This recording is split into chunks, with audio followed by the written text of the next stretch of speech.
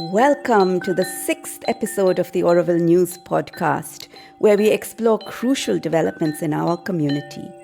Today is the 17th of October, and we'll discuss Satprem's removal from the Register of Residents, the Matrimandir Lake situation, legal updates, and more. In June 2023, Satprem Mayani, founder of the Auroville Earth Institute, faced an uphill battle. He was served with an exit permit after the secretary withdrew her recommendation for his visa. Recently, the office of the secretary announced Satprem's removal from the Register of Residents, while not having the authority to do so. According to the Auroville Foundation Act of 1988 and other rules and regulations, the Residents' Assembly is the only body that can decide who can be added or removed from the Register of Residents. Disregarding this fact, an appointee of the Secretary requested the blocking of Satprem's financial service accounts. Satprem was also removed as an executive of the Auroville Earth Institute by the Secretary-appointed groups, using the dubious removal of his name from the register as the reason. The Working Committee of the Residents' Assembly responded, saying that these actions have crossed legal and ethical boundaries and are being addressed to the higher legal authority. Now let's turn our attention to the Matrimandir Lake situation. Lawyers representing the National Green Tribunal petitioners sent a legal notice to the Matrimandir executives, informing them that they are violating the National Green Tribunal's judgment. Earlier, the Town Development Council of the Residents' Assembly had already warned about these violations in the lake expansion project, but the Matrimandir executives dismissed and ignored these communications. The Matrimandir executives and some appointees of the Secretary released public statements in response to the legal notice. An open letter from the residents addressed to the Matrimandir executives was subsequently sent out.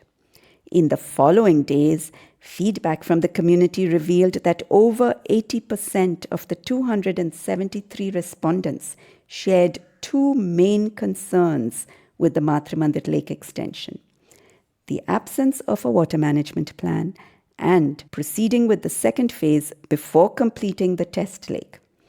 Despite a community meeting on 10th October, many of these questions remain unreplied. Concerns of a potential conflict of interest regarding Michael Bonker's role as the main donor of the project, the deciding party, and the main executor have also yet to be addressed. The Matrimandir Lake developments are complex and continuously evolving. Community engagement and awareness remain crucial for understanding and resolving this issue collectively and harmoniously. In the legal realm, the case concerning the role of the Residents' Assembly and the functioning of its Working Committee and Town Development Council was heard again on the 11th of October in the Madras High Court. It was then adjourned until October 18th. Meanwhile, a case filed in the Chennai National Green Tribunal related to the incomplete report of the Joint Committee and violations of the Tribunal's orders by the Office of the Secretary was scheduled for hearing earlier this month. However, it was also adjourned to the 18th of October. As reported in our last broadcast, visa extensions are now linked to monthly contributions. On the 9th of October, appointees of the Secretary confirmed this new policy via an Oronet announcement, stating that visa applications would pause for pending payments. This policy predominantly impacts non-Indian Aurovillians relying on visas. This new approach is deeply concerning as it imposes a tax-like system in total disregard of each individual's situation. Aurovillians not paying contributions often do so because they aren't receiving maintenance while working full-time for the community. And now, time for two quick updates. Tree cutting is ongoing in Anitya community, apparently to make way for an outer ring road. No details were communicated with impacted residents nor with the community at large.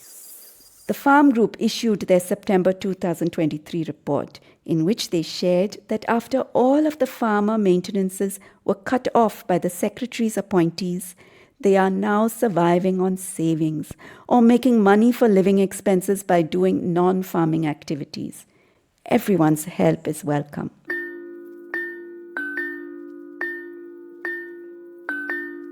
Thank you for joining us on the Auroville News Podcast, where we keep you up to date with the issues that matter in our community.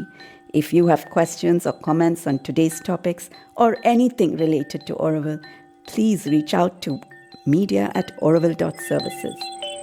And don't forget, your involvement can drive positive change and strengthen our community bonds. Until next time, stay tuned.